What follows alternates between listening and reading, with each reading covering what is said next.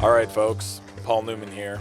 You might know me from The Hustler from 1961, where I played Fast Eddie Felson, a hotshot pool player with a chip on his shoulder and something to prove. Great movie, black and white, real moody, lots of cigarette smoke and bad decisions. Now Eddie, he's got all the skill in the world. He can run a table like nobody's business. But what he doesn't have is the maturity to handle success. And speaking of character, you know what does have integrity?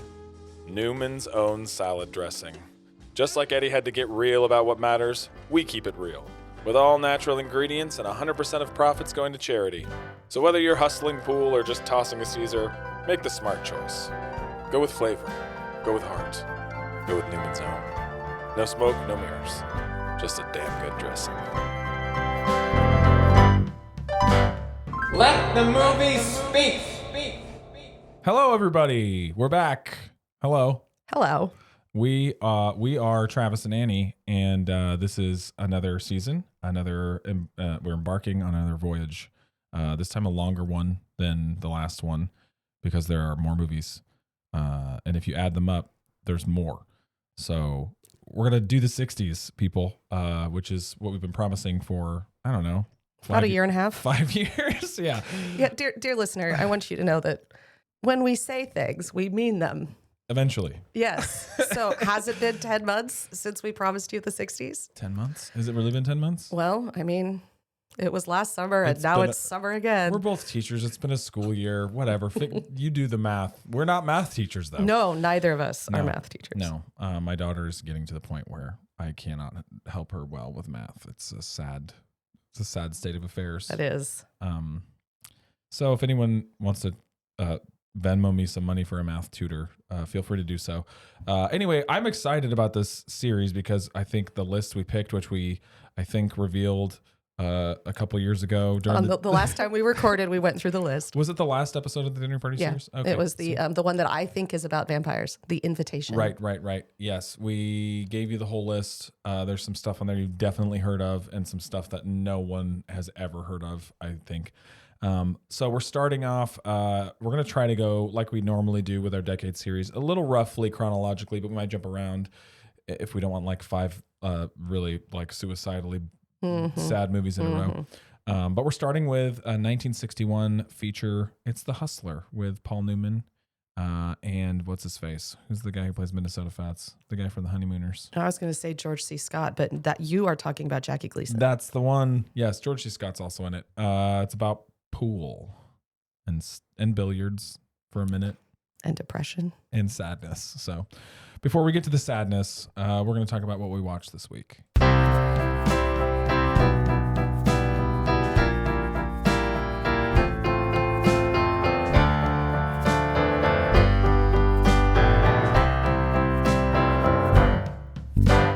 All right, so this is a black and white movie. Mm-hmm. Did you have a black and white? What did you watch this week? I did. By chance? Okay, you start then. So, ladies and gentlemen, dear listeners. Dear listeners is your equivalent to John McCain's My Friends. You remember when he was running for president? He was like, my friends. May he rest in peace. Yes, of course. Dear listeners. My friends. Who mostly, for the most part, are also my friends. When I looked back at what I've been watching recently, I noticed a very strong theme, which is black and white, noir related. Nice. And again, nobody should be surprised if you know me at all or have listened to this podcast at all. You know that is black and white British vampire noir. Yes, those are the keys. I got 2 of those right here. This is a movie called Lured, although I keep calling it Lurid. Those are different. Those are not the same word. But they are very close in spelling. It came out in 1947. It was originally titled Personal Column. And then they decided that implied... It didn't grab the audience in the same way. It implied some things they weren't intending to imply. Yeah. Maybe grab the wrong audience. Exactly, yes. Yeah. So Lured is what they went with. It's a fishing movie. No, okay. It is not. It stars Lucille Ball and Boris Karloff. Whoa. Which is an interesting combination. Yeah. And I'm looking at my notes here. It is about a London serial killer. Cool. Who is mocking the police and, kidnapping and killing young women. And so Lucille Ball, one of her friends, is a victim. She offers to go undercover and, get herself kidnapped and whatever. Yeah.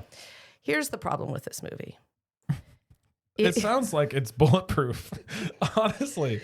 Like, Lucille Ball is so good. But you know who she's not?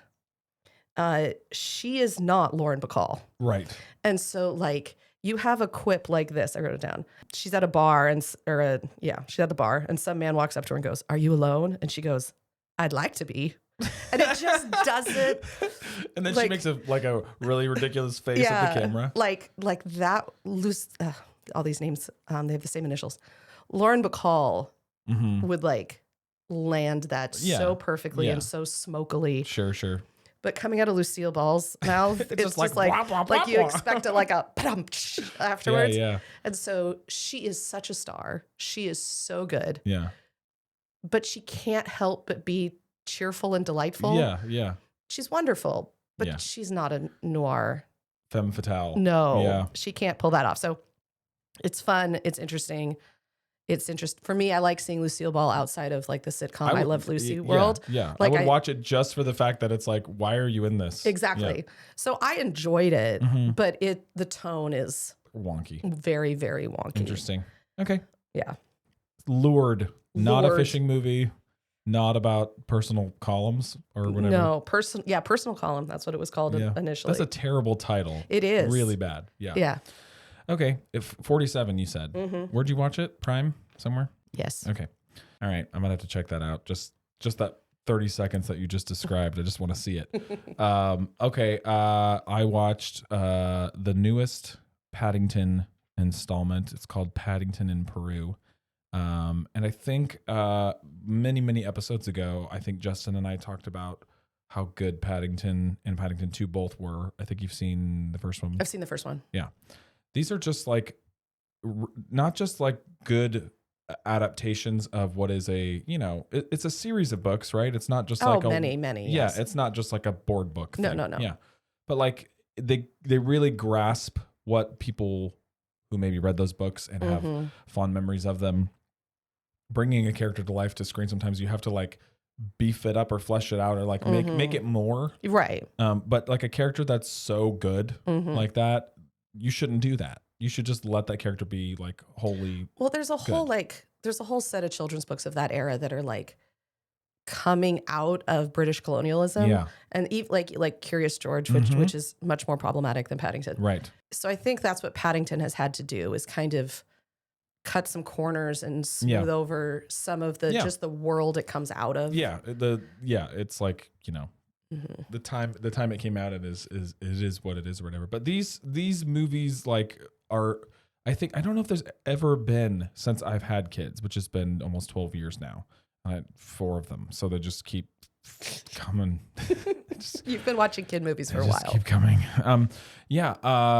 Not since I've had the parental role of choosing what we're going to watch as a family. Have I seen 3 movies that are so whimsical and magical and fun and imaginative, and they're incredibly well-made films, not just it's a Pixar movie, so the animation's great and it's got an interesting concept, but this is a movie, with real British actors in it, and it's an adaptation of this thing. They're so good. The third one's really good too. What these do really well in particular is none of them try to do the exact same thing as the last one, so the sequels justify their existence, but the thing that stays the same is Paddington is the ideal protagonist, the one who would never ever long to harm someone else, but then all this insane stuff happens around, and he's a klutz, or whatever. So in the second one, you get Hugh Grant in an incredible performance, which if you haven't seen, I don't want to spoil a lot of it, but he plays a very colorful, washed up theater actor. It's amazing. And then in this one, Antonio Banderas kind of takes the role of the really colorful villain and gets to play himself as a riverboat captain in Peru who is haunted by all of his ancestors, and he plays all the ancestors, including the women. It's unbelievable. Olivia Colman is great in it, and it's the same family cast, which is really good too. It's just so fun, so watchable, and you'll cry at the end. You just will. It's that good. So Paddington 3, go to Peru. That's what I say. And now that we're done with that Peruvian departure, I was going to ask you before I push the button and make the music go and we actually talk about The Hustler, where the heck is the bulk of this story? No, I was wondering this when I was watching it because they go to Louisville. They do. Which makes you And they're think coming from somewhere else. We'll try to figure it out when we talk about the movie.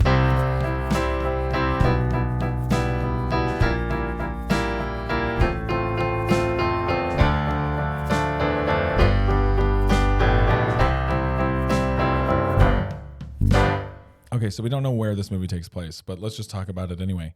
What is your experience with The Hustler and maybe any of its stars or its legacy? Had you seen it before? I had not seen it before. Yeah. To the point when I didn't realize it was in black and white until I started watching it. Mm-hmm. Color was available. It was? Yeah. There's a color version? No. I'm saying in 1961, they had it at that point. I thought you meant I just chose the wrong option. No. If it was available, that would mean it would be the wrong version to watch. I knew that color movies existed in 61, so I kind of assumed. Well, I don't think you did. I think you're just covering. But okay. The first color movie was 1939. That's not entirely true. Yeah.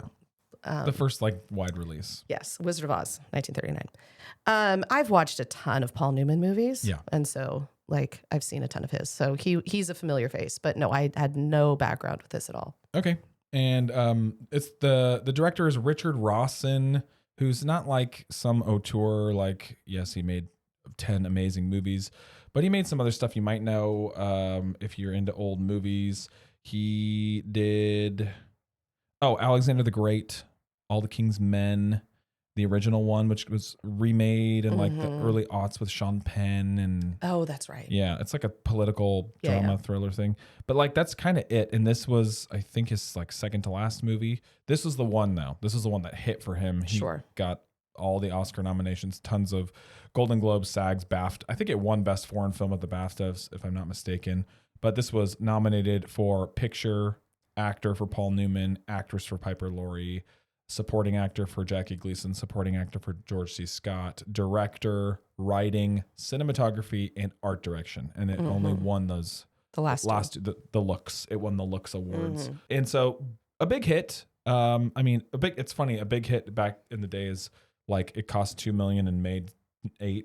Sure. Which is, proportionally a good return, but now that's literally nothing. No. I had never seen this, but I'd always wanted to watch it because many moons ago, I started my Scorsese completionist journey and watched The Color of Money. Okay. The Color of Money is a sequel, a direct sequel to this that Scorsese made in the 80s. It stars Paul Newman as Fast Eddie Felson, and he is the elder statesman pool guy, and Tom Cruise is the young hotshot. It's awesome if you like Scorsese, especially. It's just really, really good, tight Scorsese storytelling. It's to my memory, and I haven't watched it in probably I don't know, maybe 6 or 7 years. I've seen it a couple times. It's more heisty. It's more fun, as fun as Scorsese movies. Well, it would be hard to be less fun. Yeah. It's less of to be fair, it is Paul Newman playing the same role. It is a continuation. And so another movie about Fast Eddie Felson that felt the same as this would make no sense. No. Right? If this movie exists and does what it does, for him to just come back and be a horrible, depressed, misguided person wouldn't make any sense. So I hadn't seen it first time I watched it. And we should probably, the other people in this movie that are of note, the whole main cast is they're all big deals. Paul Newman is one of the biggest movie stars ever, and one of the first kind of multi-decade leading men who just, you put his face on a poster, you sell tickets.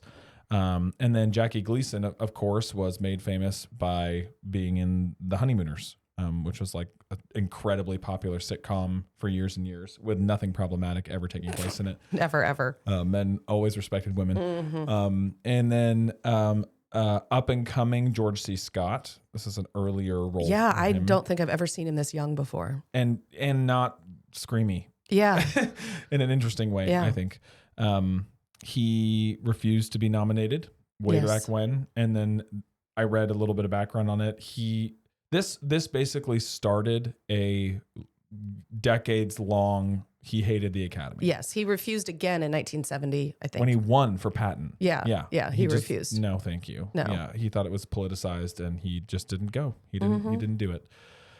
Kind of respect that a little bit, but I don't know. He's pretty good in Patton too. I kind of wish he would have gotten his Oscar. Well, and then Piper Laurie was in a bunch of stuff pre this, did this movie. And then took 15 years off and came back for Carrie, where she got nominated again. Yes. So she did 2 movies 15 years apart, got nominated in both of them, and did she win for Carrie? I don't remember. I should know that.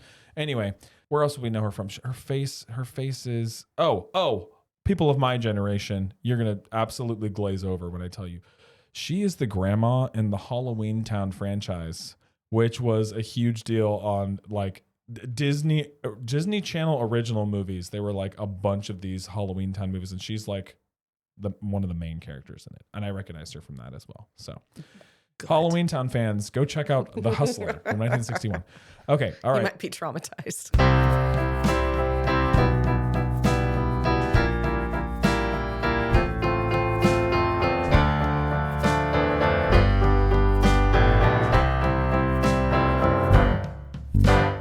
Sometimes I feel like when we start talking about a movie, it's not best to go like plot point by plot point because the movie's too dense or not dense enough. And this one kind of might make more sense to try to follow the story a little bit because it's very character driven.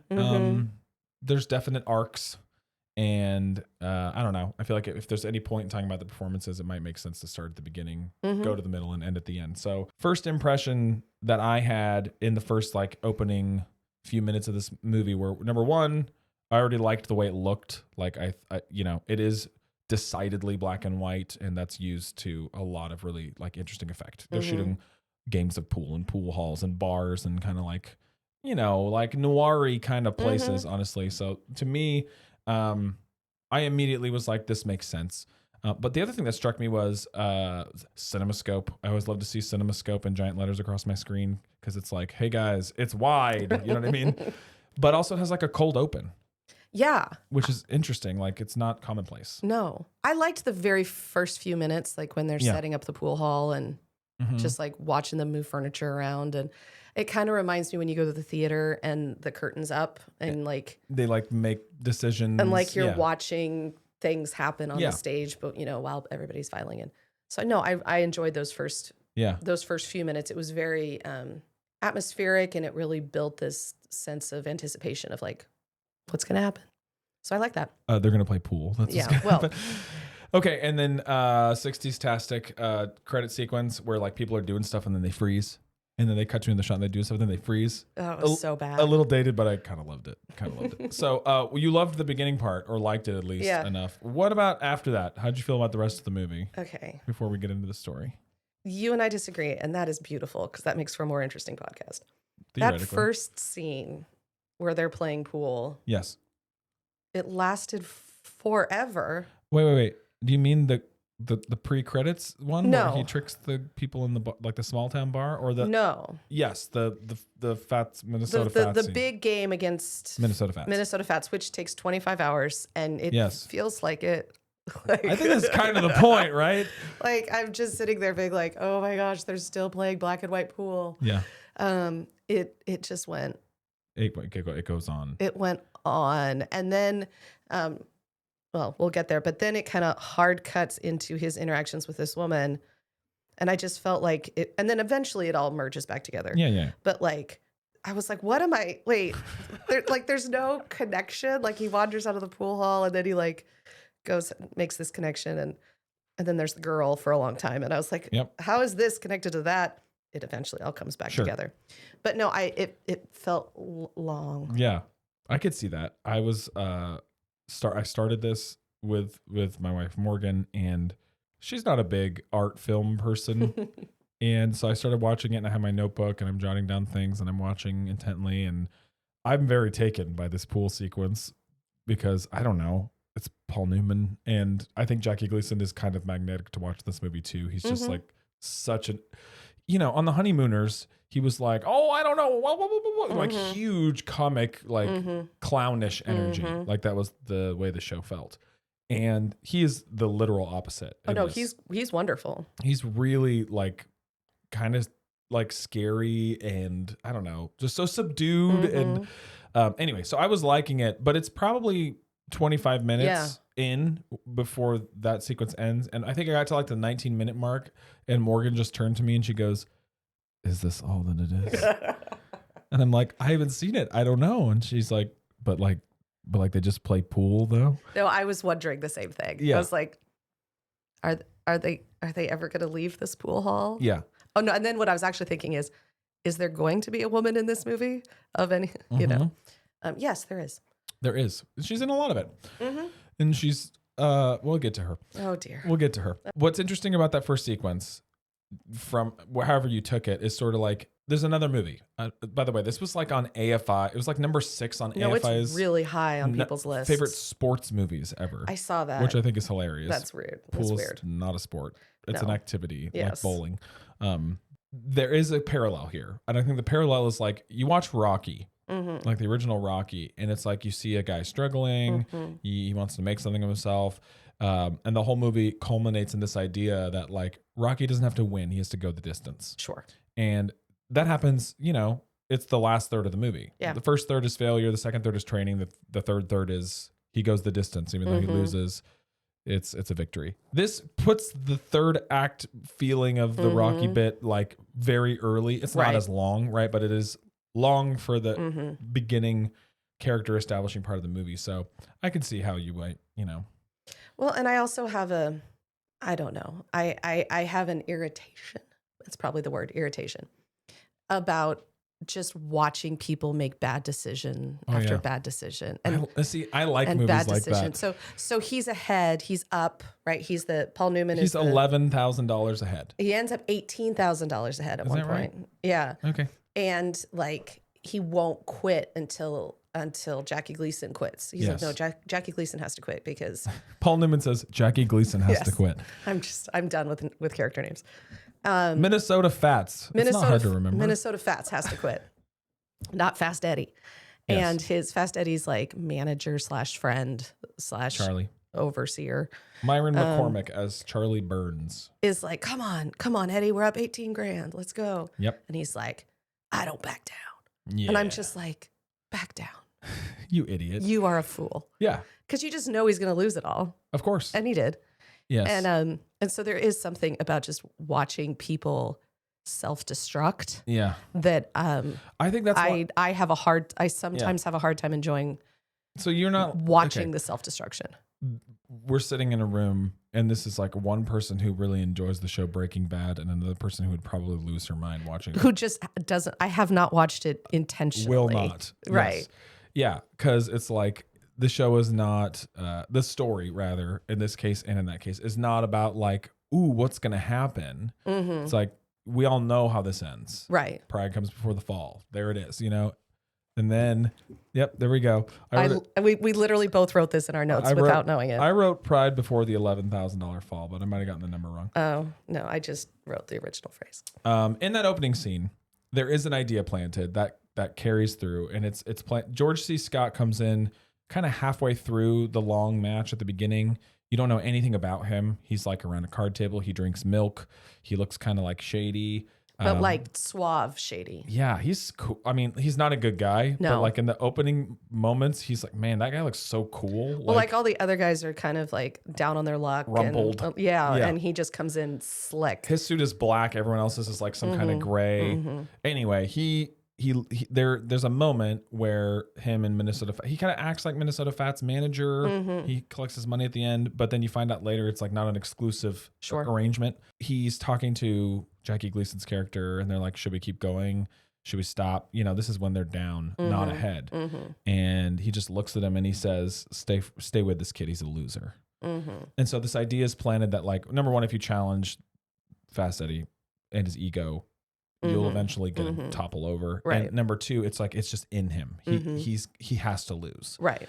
And then that comes back later in an interesting way. After that sequence ends, I think the point of the length of it is also like it would be kind of stupidly paced to make him win too quickly. Sure. It would also be stupidly paced to make him lose too quickly after. Like he has to make the decision like, no, this isn't about the money. This is about outlasting him. And then you have to see him keep swigging the whiskey, falling asleep. And then eventually he's like, yeah.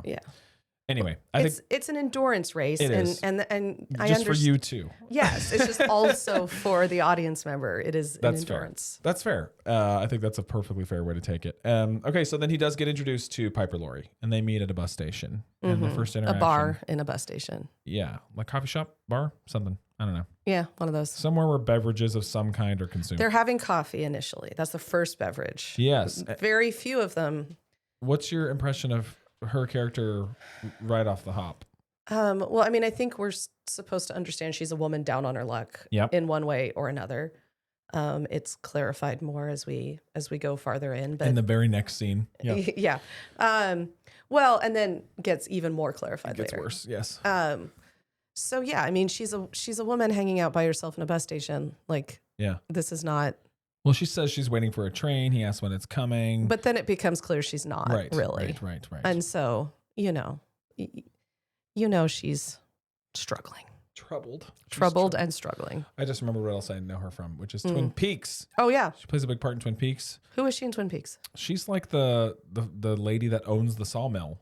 Oh, okay. And also, if you stick with Twin Peaks through the end of season 2, which I think I did. I wouldn't recommend to everyone. But she does an incredibly like ridiculous yellow face turn. Like dear. She dies and comes back as a Japanese man in the show. And it's Piper Laurie the whole time. Oh no. It's bananas. No. Yeah, not recommended. No. Okay, so then first scene is a coffee shop. Not much information exchanged there other than Paul Newman looks, I don't know, hot to trot or whatever. And then, well, I mean, he's Paul Newman, so he always does. Yeah. But then he also falls asleep and in the booth. He's like making moves. Yeah. But then he falls asleep and she leaves. She leaves, and then they meet again in the very next scene, if I'm not mistaken. And this time it's a bar.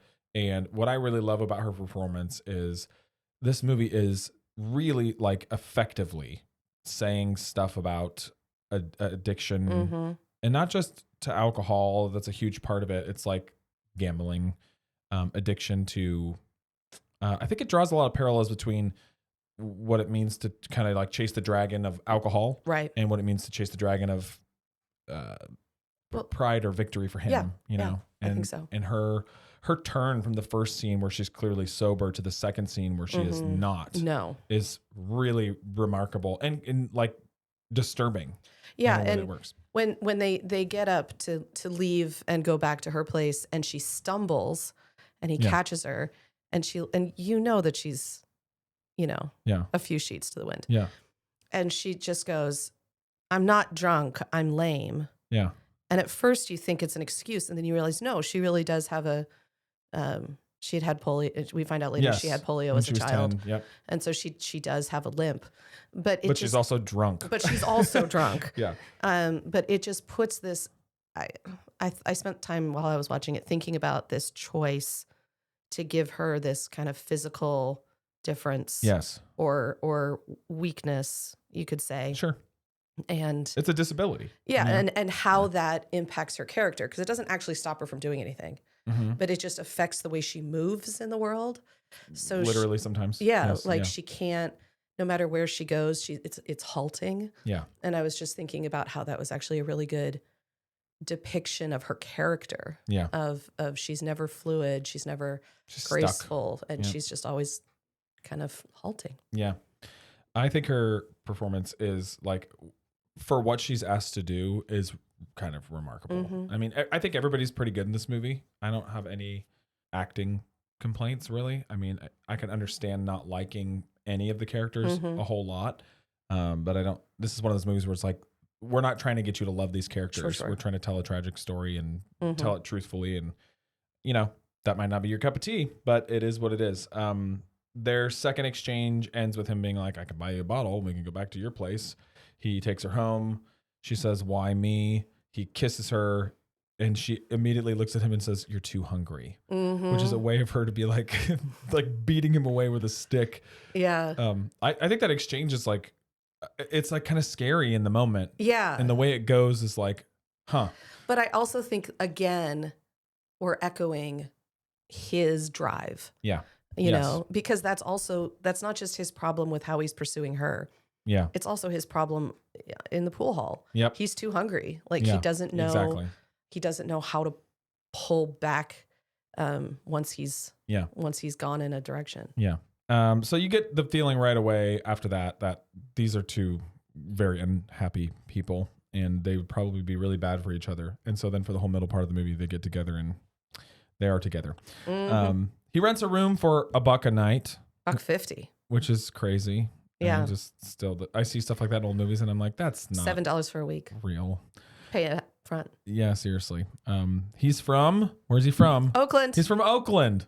He's a hometown boy. That's a place near us. They meet again. That happens. And then when they meet for real and, you know, come together, he grabs her arm and they walk away together and it's clear, oh, they're gonna, you know, be together. That sequence where he's sitting at that same cafe and she's walking in and it's like an A-B shot where it switches back and forth is really, both of those shots are gorgeous, but it particularly emphasizes her physical performance, which I don't know if this is IMDb, you know, IMDb trivia, take it with a grain of salt, but it's like she tried apparently like walking with pebbles in her shoes and walking to get that right. And then she eventually just like did it with nothing. Yeah. But she has this really like, I don't know, it comes and goes. Like there are times in the movie where I don't even see her doing it. And there are times where I recognize, like I notice it again. She has this like drunken limp and she's walking toward him. He sees her and they're off to the races. No pun intended, although they are but it's a 60s movie. And so they cut to him with a wife beater on. Yeah. They call that a closed door romance. Yeah, exactly. It's very Bond. It's even more chaste than Bond. It's more chaste than Bond. Yeah.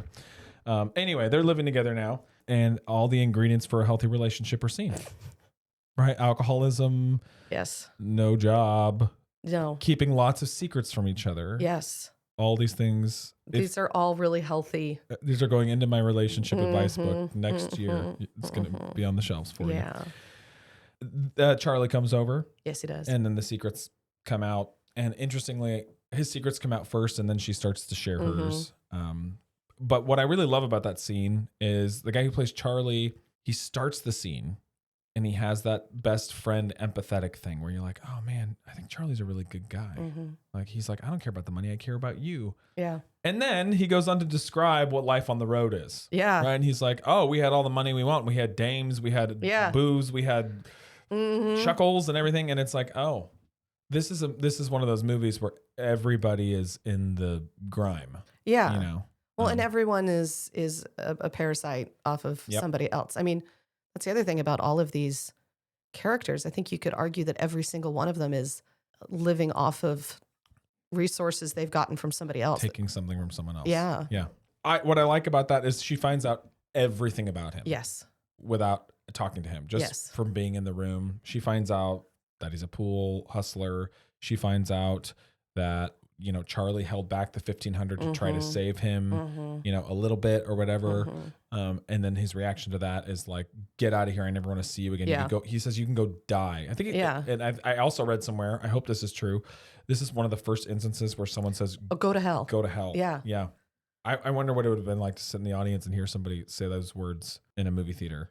If you haven't heard it, like we've heard it a million times. Right. It doesn't shock us at all.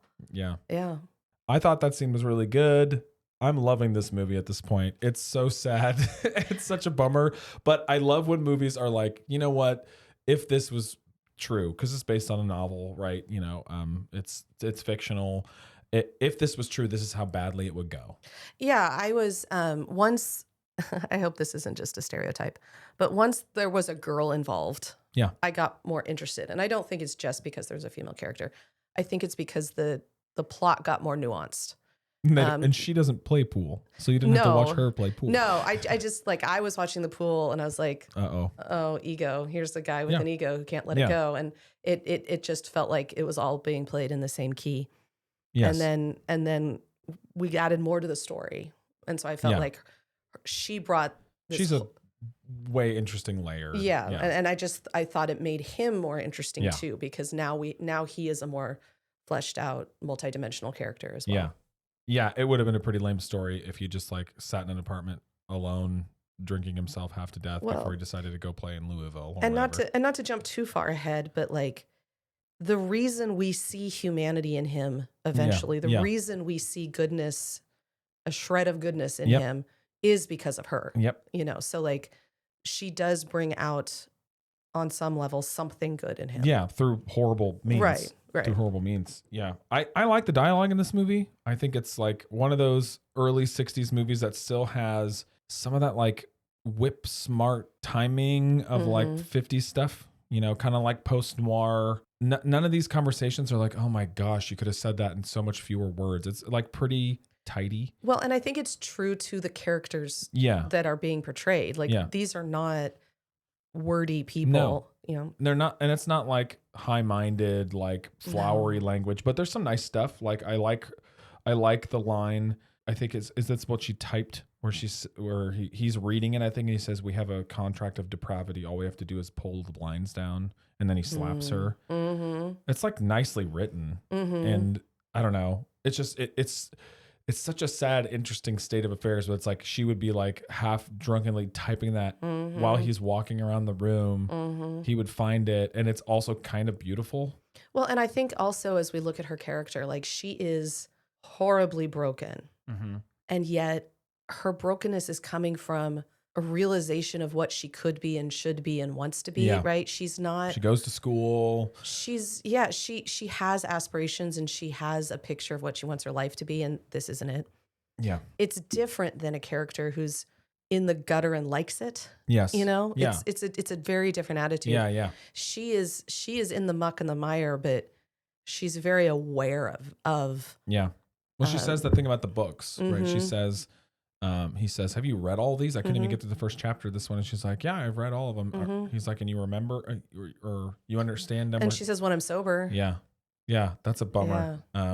But it I don't know if you've ever had people in your life that have issues with alcohol. There's a lot of stuff in this movie that I feel like is, you know, it's like maybe like 1 degree past reality, but some of it is very much like super grounded in how people who are dependent behave. And it's that is something you see people like aware of their dependency, their stuckness, and the longing to get out of it and just like keep reaching and can't get, keep reaching and can't get it. That's her struggle the whole time, I feel like. And he is like the worst thing you can add to that. Sure. You know? Like, if there was someone in her situation that you knew, you wouldn't be like, you know, I know a guy.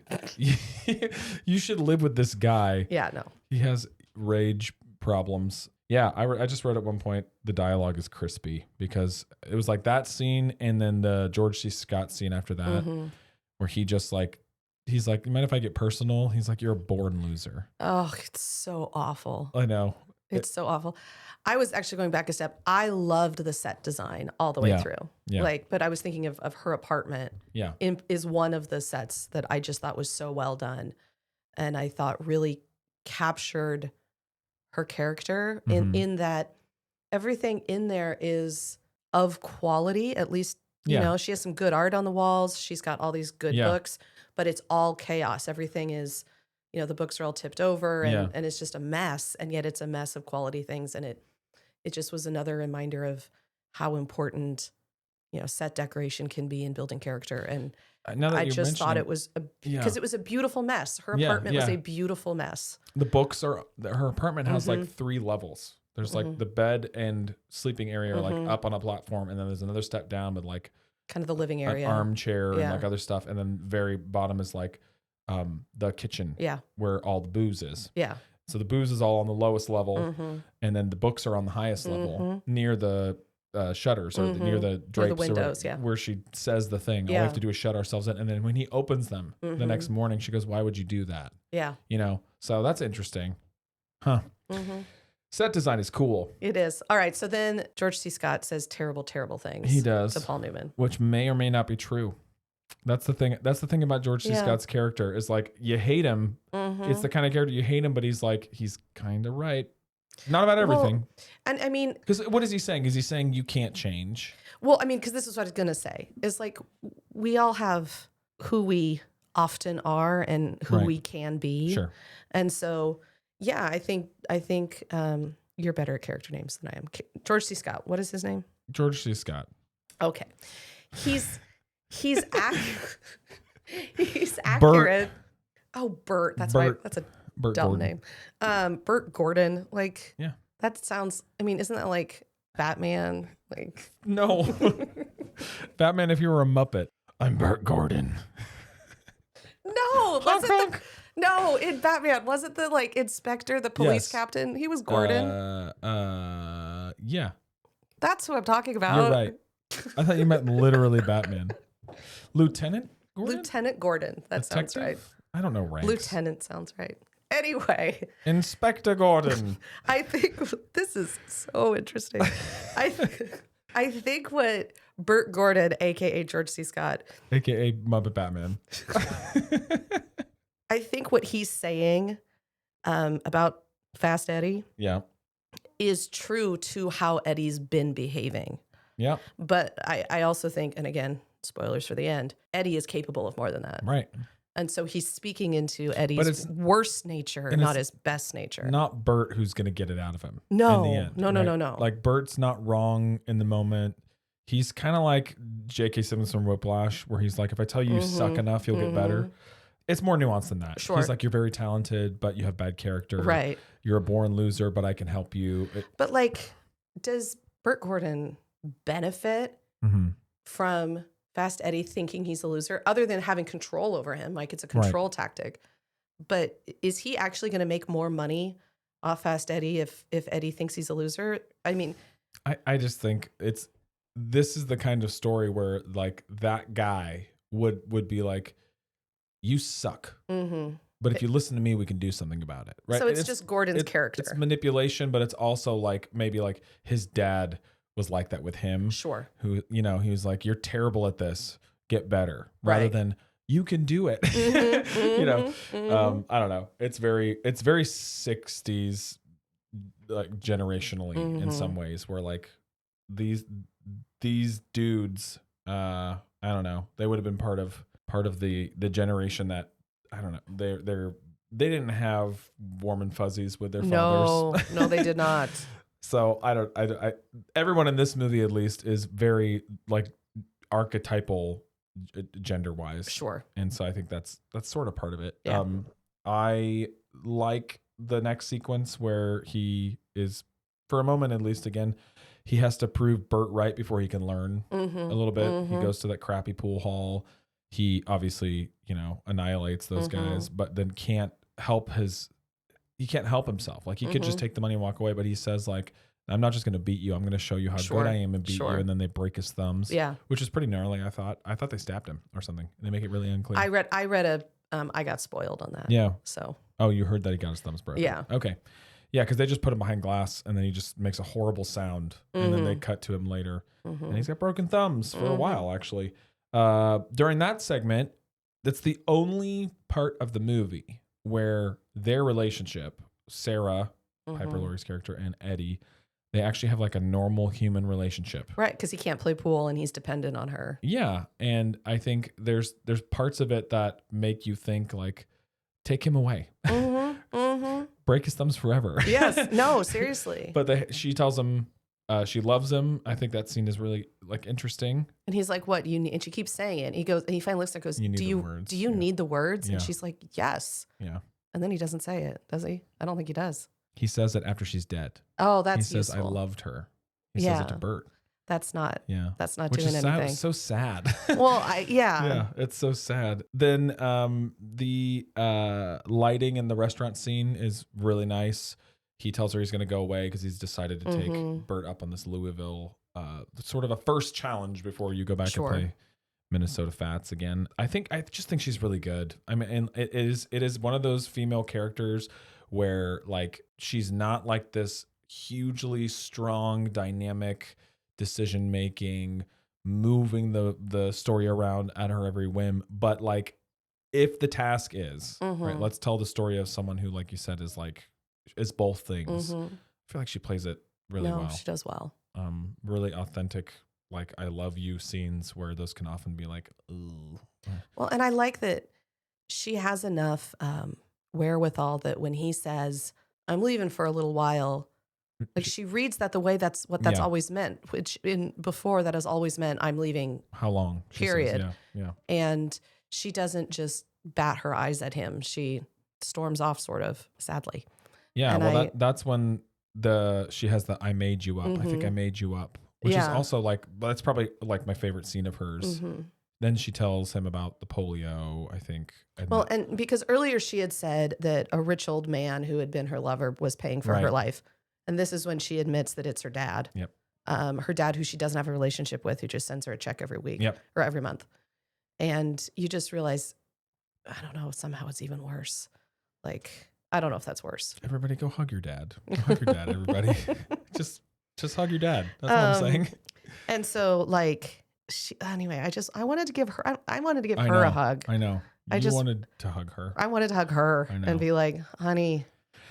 Yeah. So he ends up taking her to Louisville. And I like, that's an interesting thing too, because it's like, he could just be like, shut up, I'm going to be gone for a week. Exactly. And he's already, because of her love for him, starting to like soften as a human, like warm, he goes from, she says a thing he doesn't like to, he hits her to, I don't want you to think I'm going to leave forever, so I'm going to take you with me. Yeah. Which is not nothing. Yeah. And in Louisville, this is the sequence where like, I found none of it boring in the movie, but I don't feel like there's a whole lot to talk about here, where he meets a guy, the guy plays billiards rather than pool, and it looks like he's going to lose it all.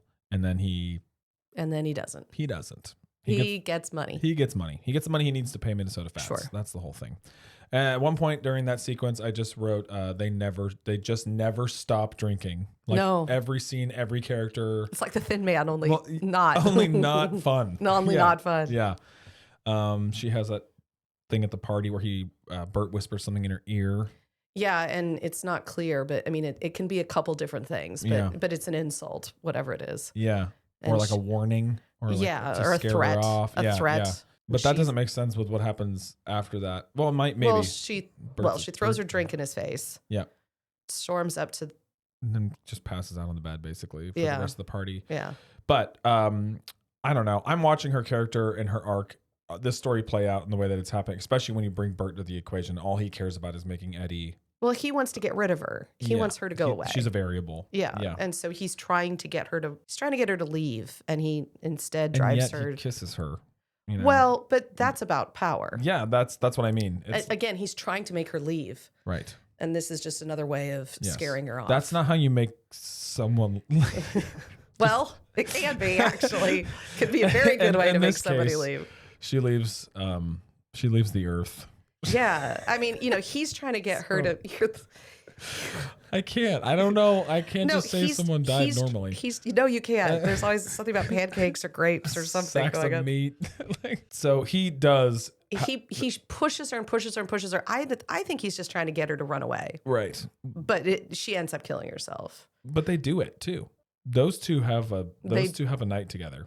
I think that's pretty clear. Is it? Yeah, because he says like, "You just get out of here. You just get out of here. Like you're useless." I missed that. She walks back to his room. She like takes steps. Like Bert walks in a direction. She walks to Bert's room, and then the next shot you see is her in like a nightgown Sure. in the bathroom of Bert's side, and Bert laying in bed with no shirt on. It's kind of hard to make out. No, and I think it was just because the layout of because they got like a have a twin. They have connected suites. Yes. So I think what I was thinking is that they had a shared bathroom. Yeah.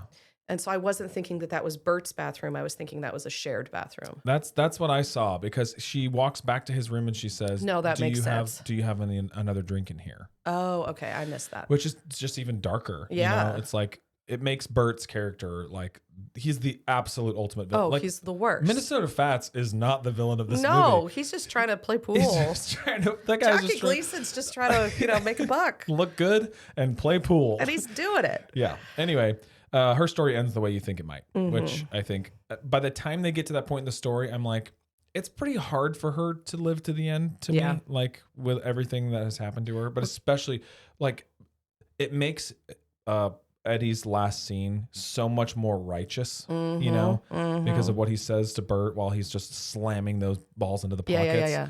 And the fact he never finds out. No. He never finds out that they slept together. He only knows he was around when she killed herself.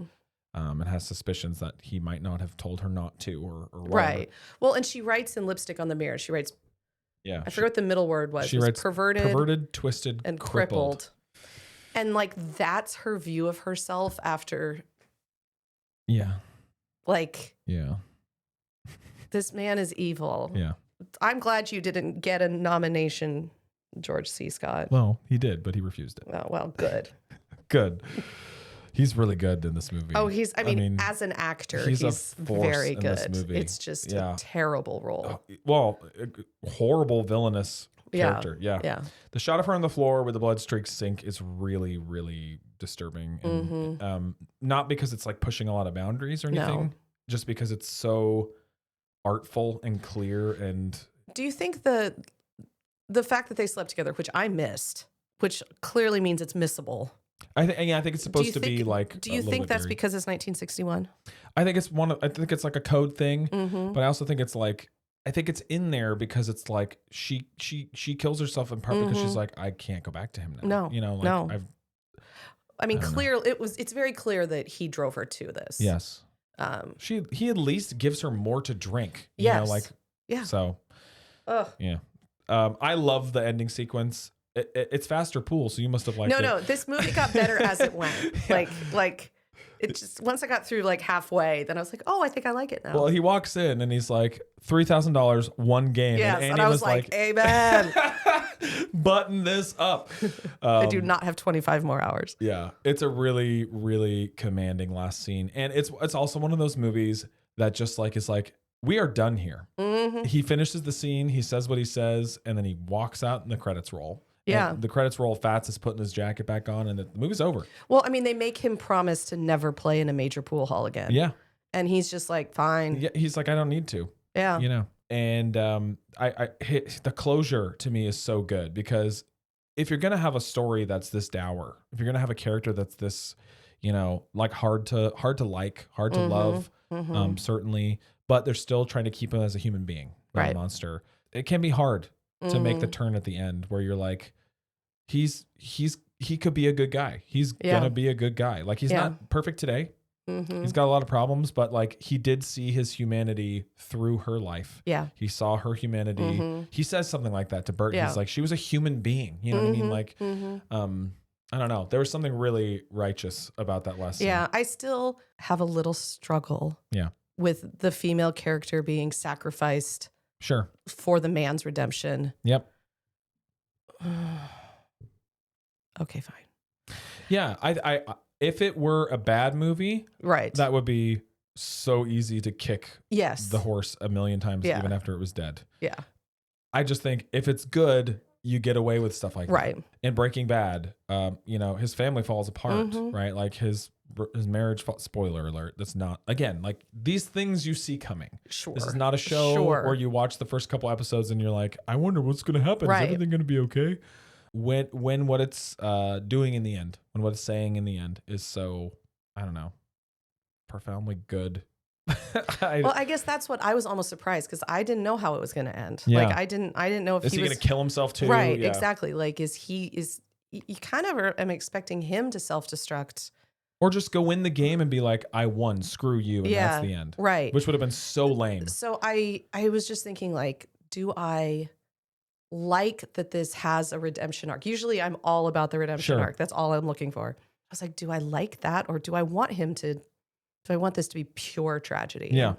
I don't know. I haven't decided. I don't know. I see what you're saying. Like, making her the sacrificial lamb is like, she's the one female character in the movie. Does it have to be her? You know, it's like when a red shirt in Star Trek gets killed first or whatever. I think what works about it is it's like, he so explicitly makes it about like, she is the reason that he can see now. He has perspective that he can come and like, he's winning this game. And it's not just because, Like at the end, him and Minnesota Fats, they have no beef. No. It's not about him at all. He's No. like, you're a good pool player. He's like, so are you. Yeah. So where you see this like ego clash in the first pool scene, and it's between these two pool players and no one else. He's not even there to play Fats. He's there to say everything he says during the game to Bert. Right. So the fact that the story turns from like this, a pool movie into like, it's not about pool at the end, I think is interesting. Okay. Any last thoughts? I like that they actually, I forget who it was. It was Paul Newman and I think it was Jackie Gleason.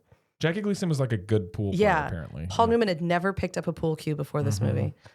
Newman lost a bet and he paid it off with 5,000 pennies. Which is to Gleason. I think to Gleason. Yes. Yeah. Yes. And that just made me laugh. That is the funny. thought of Newman showing up on set with Or the bags giant of 5,000 sacks of pennies. nickels. I mean, pennies. Yeah. That's pretty petty.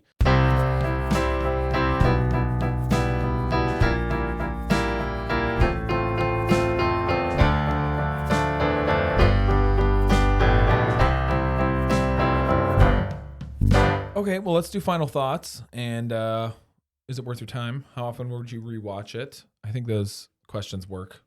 I still like those questions. I don't know about you, but like because think they're the good. answers aren't the same Right. to each of them every time, it makes me really think about final thoughts. You go first. Did I like it? It got, if you had stopped me a half hour in, I would have been like, This is nope. awful. That's what I you am would have said. so bored. Pool? Really? Pool? I'm like, I don't care.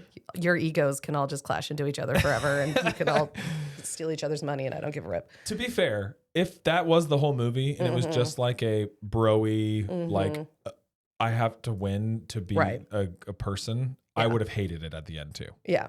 No, it was interesting. You know, I had to choose between renting and buying. Yeah. And I chose buy for $1.20 more. I'm glad I did. Yeah. So I don't know. If I did watch it again, I'd probably skip the first half hour. Mm-hmm. I mean, I wouldn't. You know what happens now. I know what happens. And so like, if you've never watched it before, watch from the beginning. I would probably skip a half hour in and then like basically as soon as the girl shows up and start watching from there. I can imagine watching every week the parts I like. What are you gonna clip from this movie and watch in 5-minute segments? Which drunken, sad honestly, conversation? like the middle act, like like if you're in the mood for like if I'm in the mood little for melodrama, 19 black and white melodrama. Yeah, from when he meets her until they leave for St. Louis for Louisville. Yeah, or is it? You're right, Louisville. Yeah.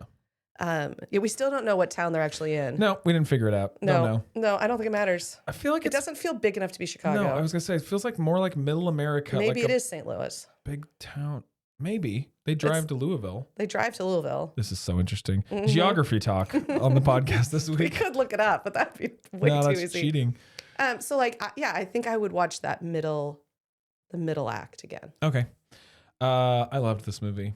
I like things that are sad and say things, and I like bright and happy too, and hopeful and whatever. But this is I mean, you talked about Paddington 3 at the beginning. I know. That's what I'm saying. Give me some points here for talking about Paddington and this drunken nightmare of a movie.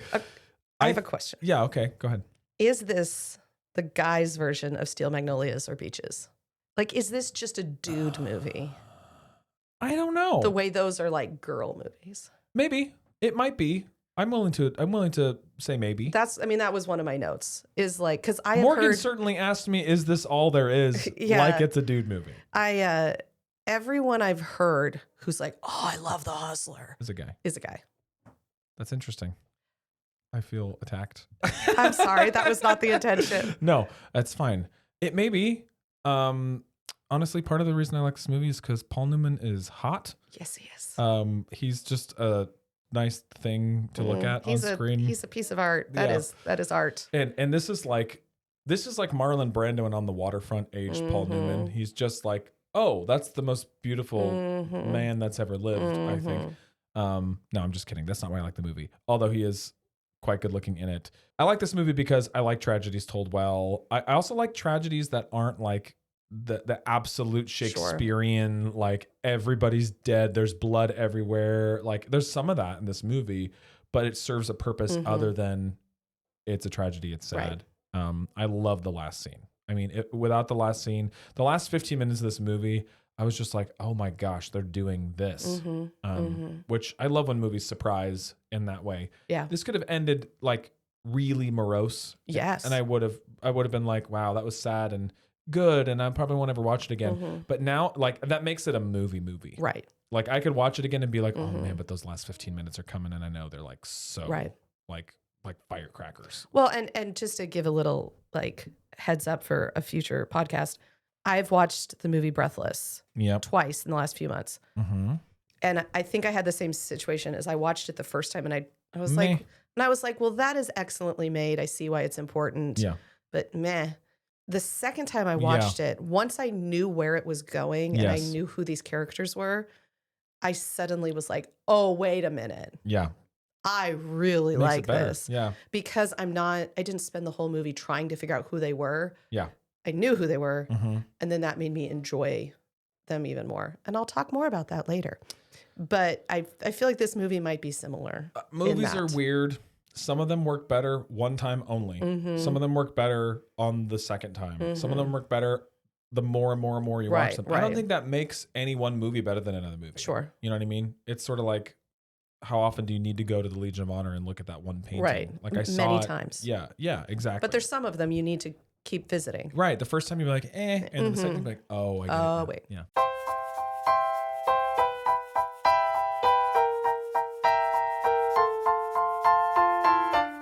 All right, we got through it. All 20 minutes of that first opening pool game, all the sadness, all the drunkenness. I felt like drunk watching this movie. Like, as they kept drinking, I was like, I started to like get into a daze. I wonder if Breathless will be the same. You know, you've seen it twice. I've seen it twice. I've seen it nonce, and there's less drinking. Less drinking, but more French. Oh, yes. So we'll see you next week. Oui, oui. Oui, oui. Ha-ha.